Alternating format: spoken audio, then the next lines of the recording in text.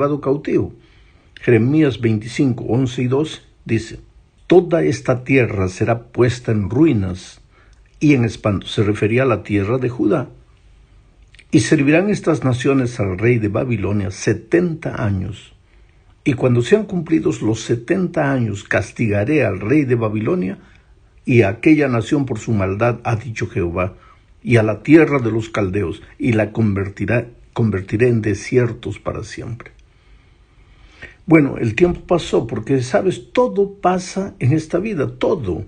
Si en este momento estás viviendo un momento difícil, oscuro, pasando por dificultades, no te desesperes. Yo sé que en la hora de la oscuridad, pues, todo, sientes que Dios te abandonó, que todo te va mal, sientes hasta ganas de morir. El ser humano, la naturaleza humana es así. Pero te digo una cosa, eso va a pasar, porque en esta vida todo pasa. Ahora, si estás viviendo un momento extraordinario, brillante en tu vida, no te olvides de Dios, no te alejes de Dios, porque también las cosas buenas pasan. En esta vida todo pasa. Y bueno, regresemos a Judá. El tiempo había pasado y ahora, 70 años después, el pueblo volvía a la casa. Había llegado el momento de regresar a casa. Infelizmente, aunque el cautiverio había sido una oportunidad para pensar en los errores cometidos y arrepentirse del pecado, no todo el pueblo aceptó volver a casa. No todos se arrepintieron, ni todos ellos aceptaron regresar. Cuando el rey Ciro autorizó el regreso, ¿sabes cuántos volvieron? Solo 50,000, bajo el mando de Zorobabel y de Josué, el sacerdote. Muchos se quedaron allá en Babilonia. Ahora, para entender completamente los incidentes de este trimestre, en realidad habría que estudiar 3 libros históricos que se llaman libros del post-cautiverio. Me refiero a libros que fueron escritos después que el pueblo regresó a Jerusalén. Estos libros son Esdras, Nehemías y Esther. Leyendo los 3 libros tenemos un panorama completo. También hay otros 3 que son libros proféticos del post-cautiverio y también deberían ser leídos juntos. Me refiero a Ageo, Zacarías y Malaquías. Pero sigamos adelante. Esdras y Nehemías fueron 2 líderes que deberían ser estudiados juntos. Esdras fue un sacerdote, Nehemías un laico, y ambos trabajaron juntos de modo que la voluntad de Dios pudo cumplirse en Jerusalén. Estos 2, Esdras y Nehemías, fueron instrumentos claves para ver que las murallas, la ciudad de Jerusalén y el templo fueran edificados. Ageo y Zacarías, como profetas, también trabajaron juntos y animaron a la gente para que edificara el templo, porque para un proyecto divino se necesita 2 cosas: vida espiritual y diligencia y trabajo y sudor. Si tú solo pides, clamas a Dios, pero no te mueves, no va a suceder nada. Y si tú solo te mueves, pero no tienes la certidumbre de que Dios está en el comando, tampoco va a suceder nada. Los libros de Ageo y Zacarías, que son 2 profetas del post-cautiverio, también deberían ser leídos y estudiados juntos con el libro de Esdras, porque estos 3 libros fueron escritos mientras se reedificaba el templo. Dice Esdras 5:1, profetizaron Ageo y Zacarías, hijo de Ido, ambos profetas, a los judíos que estaban en Judá y Jerusalén en el nombre de Dios de Israel, quien estaba con ellos. Me gusta esa expresión, quien estaba con ellos. De Dios, quien estaba con ellos. ¿Qué cosa te puede ir mal cuando Dios está contigo? ¿Cómo sería bonito que cada uno de nosotros tuviera la seguridad de que Dios está con nosotros? Vas a la guerra, Dios está contigo. Vas a la paz, Dios está contigo. Vas a trabajar, Dios está contigo. Vas a empezar un nuevo negocio, Dios está contigo. Te vas a casar, Dios está contigo. Vas a estudiar, Dios está contigo. Cuando tengas esa seguridad con todo, pues te va a ir bien, con toda seguridad. Pero ahora vamos al libro de Esdras, que es el objetivo de nuestro estudio este trimestre.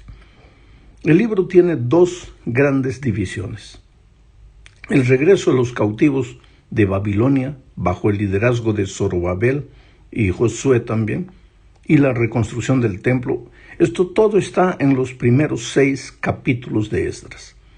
Como ya dijimos, solo regresaron 50,000. Luego tenemos el regreso de aquellos que regresaron bajo la dirección de Esdras. Esto ya está en la segunda parte del libro, en los capítulos 7 al 10. Los que regresaron con Esdras fueron unas 1,500 familias, aproximadamente 4,000, 5,000 personas. Entremos ahora a la segunda parte. Aquí veremos una aparente contradicción bíblica.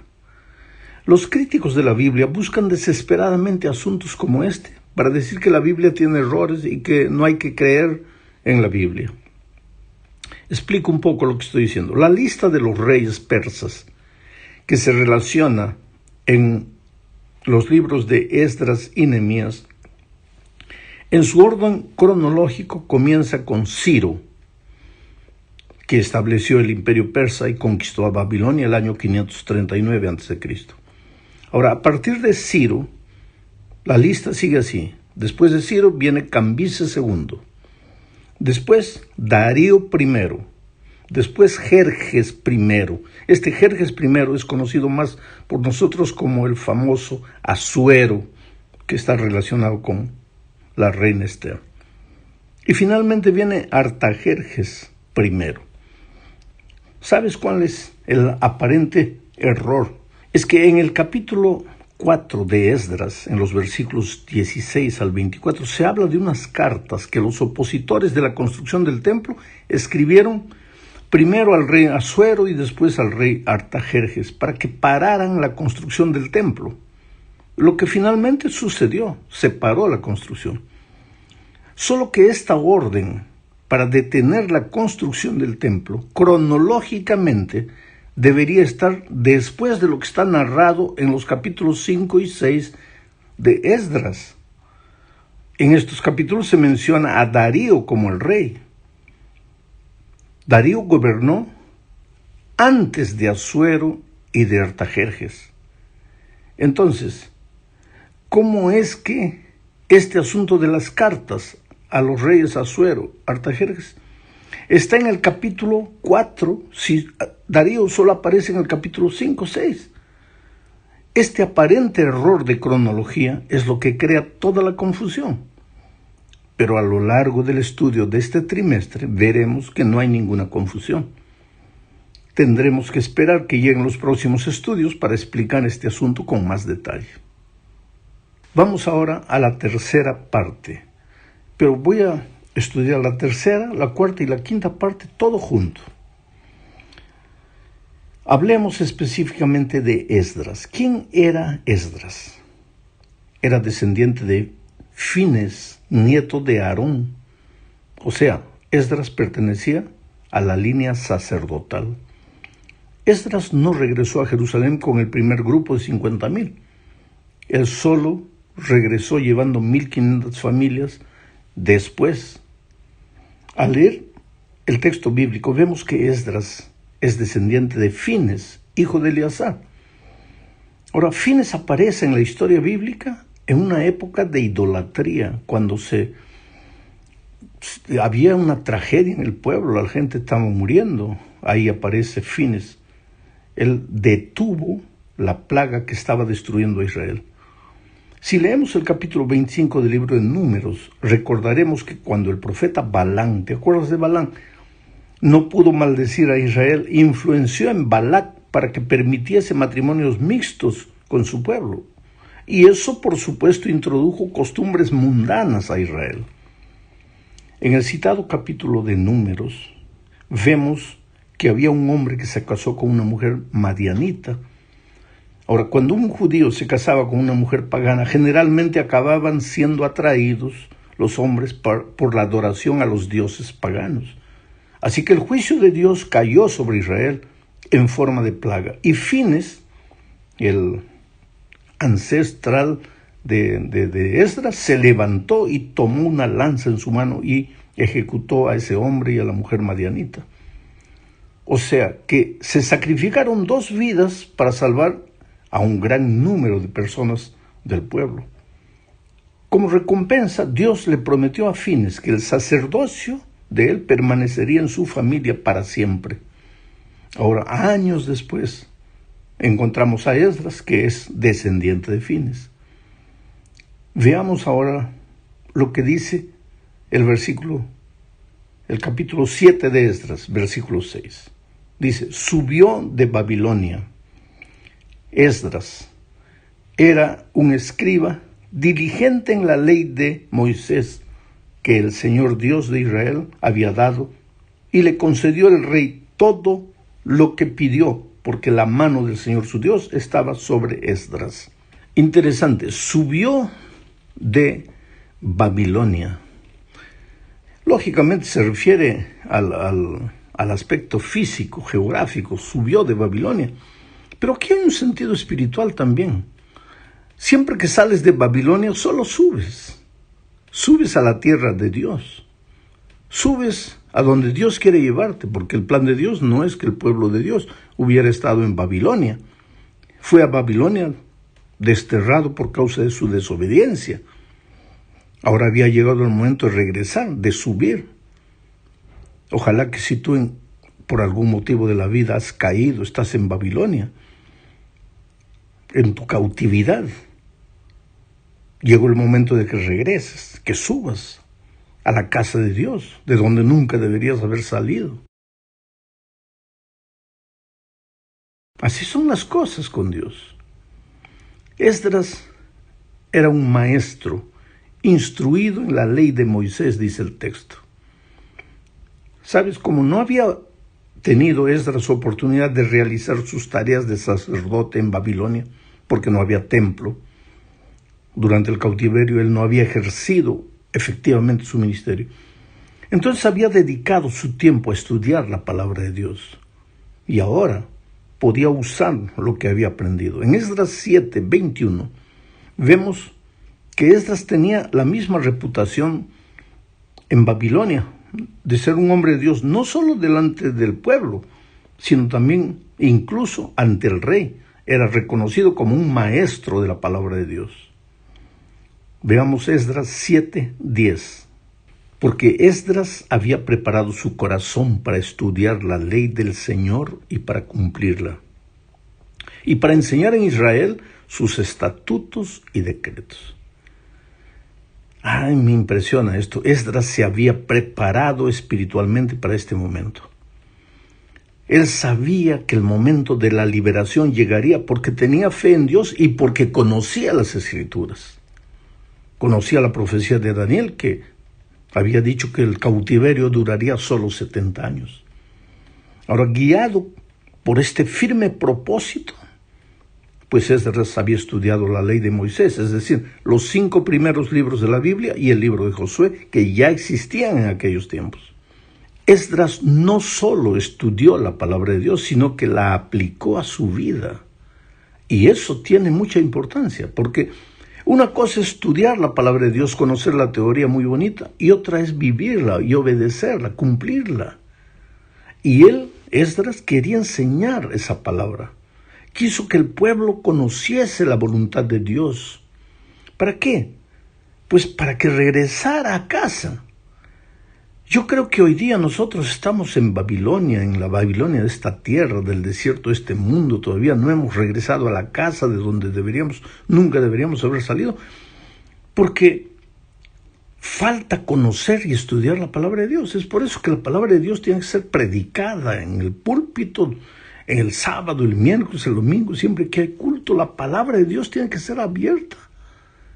Es de la palabra que brota el ideal, el sueño, para reconocer que nuestra tierra, nuestro destino no está en este mundo, que somos pasajeros, somos inmigrantes caminando hacia nuestro destino glorioso. El estudio de la palabra.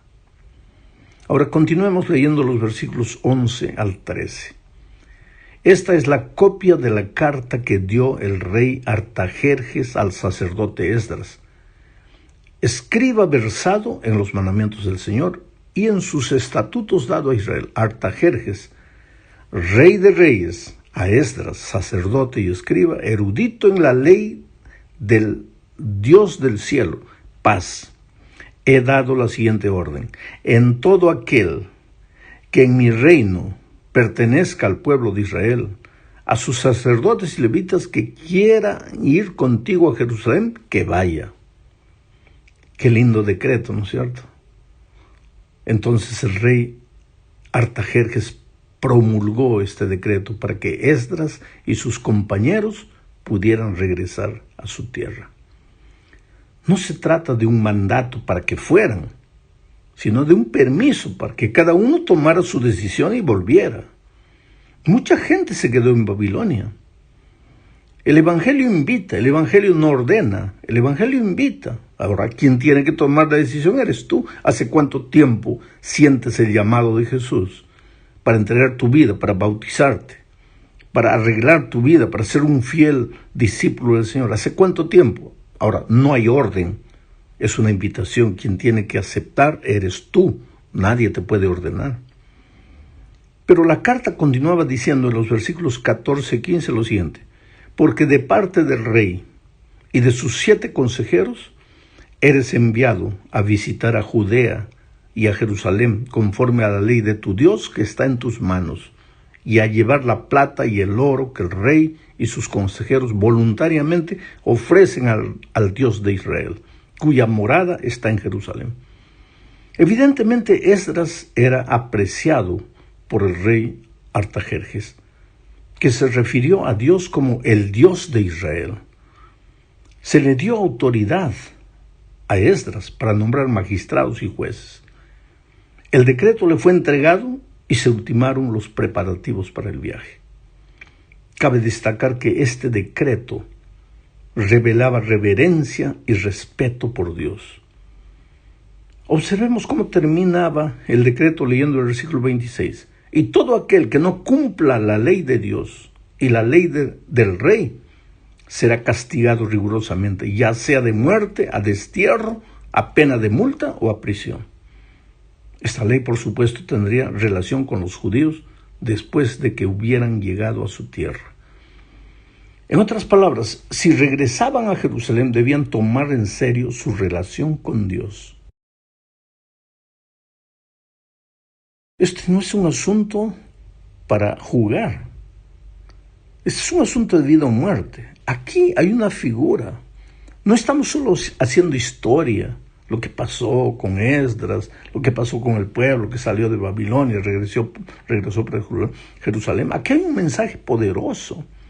Estamos en nuestro periodo de cautiverio por nuestra desobediencia, tan ahora regresar para casa. Todo Dios ha acomodado en la historia para que el pueblo de Dios no ande jugando con su fe, para que lleve a serio lo que tiene que vivir, para que viva los principios del Evangelio y el mundo sepa, porque el rey, ¿cómo sabía el rey lo de Dios y todo? Por el testimonio de Esdras, por el conocimiento de la palabra de Esdras. El mundo será sacudido por la vida de los hijos de Dios. Ahora vamos al versículo 27. Estamos en el capítulo 7 de Esdras. Aquí vemos la oración de acción de gracias de Esdras. Él agradece, dice: bendito el Señor.